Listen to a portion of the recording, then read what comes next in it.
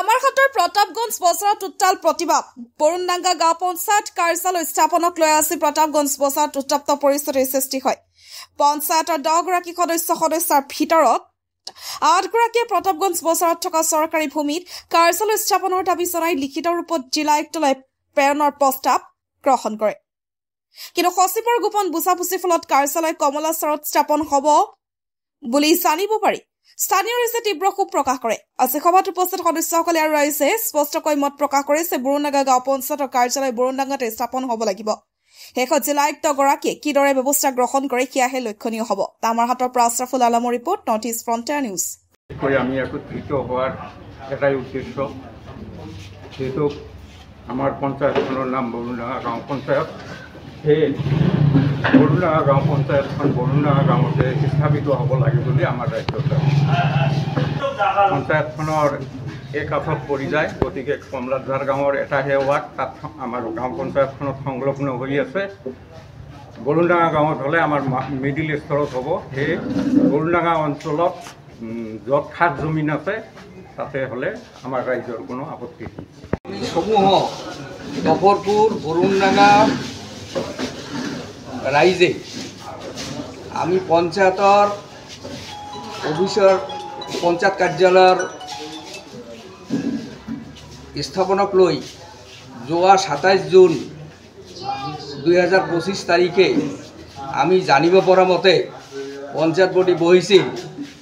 8জন মেম্বাৰৰ উপস্থিতিত এটা সিদ্ধান্ত হৈছিল প্ৰতাপগঞ্জ বাজাৰৰ সংলগ্ন খাট জমি 1913 নম্বৰ খাট জমিত পঞ্চায়ত অফিচ কাৰ্যালয় স্থাপন কৰাৰ কাৰণে সিদ্ধান্ত হৈছিল।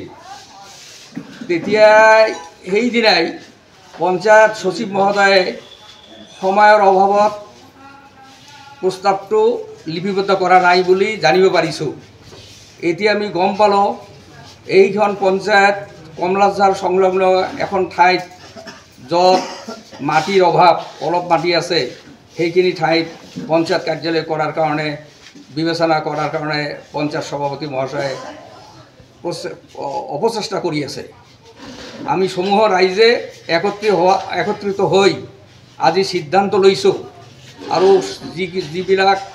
যিকেইজন মেম্বাৰে যোৱা 27 জুন তাৰিখত প্ৰস্তাৱ লৈছিল সিহঁতৰ পৰা জানিব পাৰিলোঁ যে তেখেতসকলে এটা অলৰেডি প্ৰস্তাৱ লৈছে পঞ্চায়ত অফিচটো প্ৰতাপগঞ্জ বজাৰ সংলগ্ন খাট জমিত কৰাৰ কাৰণে সিদ্ধান্ত লৈছে। এইটো কাৰ্যকৰী কৰাৰ কাৰণে সচিব মহোদয়ক দায়িত্ব দিছিল। তেখেতে কিবা কাৰণত এইটো কাৰ্যকৰী কৰা হোৱা নাই বুলি আমাৰ সন্দেহ হৈছে।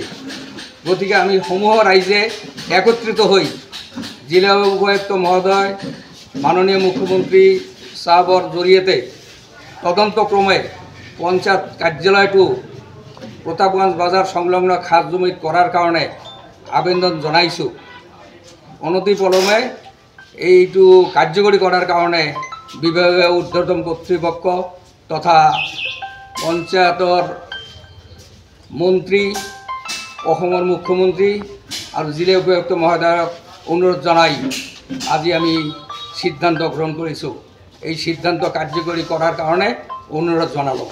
মোৰ নাম আৰ্জিনা নতুন, মোৰ 4 নম্বৰ ৱাৰ্ডৰ মেম্বাৰ। আমাৰ এই যে বৰুণডাঙ্গা পঞ্চায়ত বৰুণডাঙ্গা বজাৰতে হ'ব লাগে।